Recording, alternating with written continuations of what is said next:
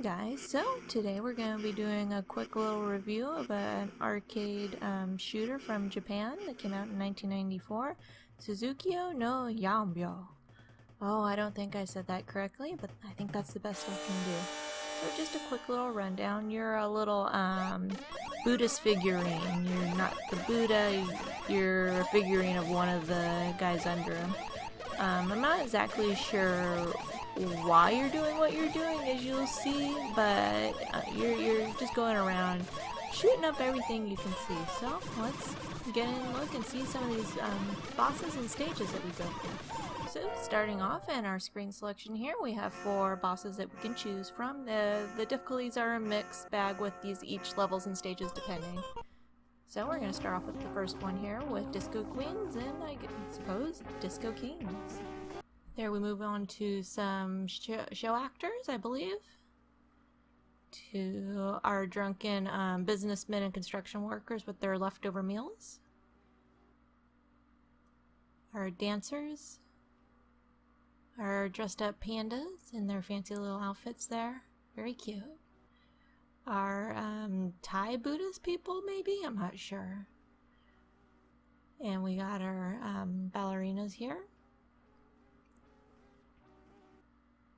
To a restaurant chopping up very sad piggies with matadors and dancers, and an evil circus with very angry bears and dead clowns? I don't know, maybe. And then we got our punk rockers, or no, those are the heavy metal rockers, and these are our punk rockers flipping us the finger, and our very stylish dancers. And we have our mannequin evil dolls from hell. And finally our evil little Buddha statues there. So our 4 sub-bosses start off with a figurine or some guy that's chucking money at you. Look out, there we go. To a ramen chef that has the misfortune of being trapped in his own bowl of ramen. And then we're gonna be fighting a knight in shining armor that shoots little lances at you and splits into several. To finally, Justice himself, Captain America, that literally screams justice at you. I don't know, is he part of the Justice League? I sure hope not. That's not quite right. And when we finally beat those 4, we move right on in to 2 little sub-levels and our boss of the game, the whole world. Whoa! Well, not that surprising or exciting. Just a warning for you guys. You beat this once through, and then if you want the true ending, which isn't terribly exciting or anything, you gotta beat it a second time.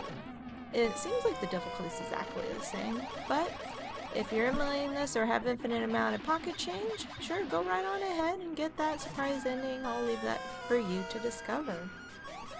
So now that I did a quick overview of the mobs and bosses, let's just talk about the game in general and I guess my general review of it. Yeah. So the general layout of the game is pretty standard, nothing exciting. I suppose if you want something cool or novel about it, there's a whole stage full of boobies, very exciting boobies there.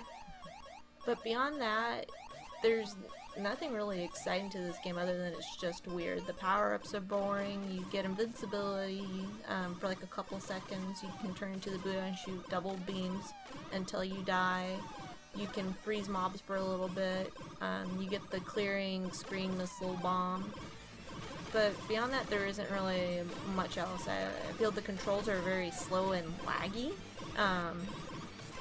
Your guy just can't dodge around some very fast-moving projectiles, and periodically mobs will go out of pattern and just swoop down at random. There's some incredibly fast-moving ones that just shoot down the screen and hit you.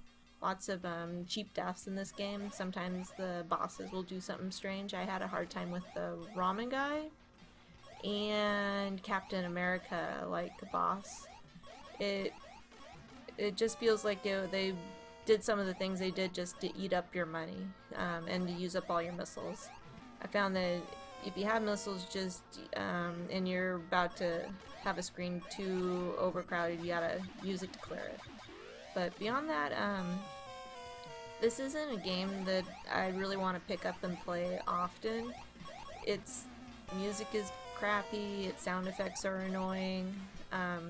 It's just something that I would just take out to show someone if they wanted to see one of the most Japanese games. There's probably some more weirder Japanese games that Japanese better than this one, but it's neat, but not much more than that. It's neat and weird. So that's all I really gotta say about it, and I hope to move on to some more interesting games, and I hope you guys enjoyed taking the time to view this weird little arcade that stayed in Japan, and I hope to have you guys maybe like and subscribe, and we'll see you next time. Thank you!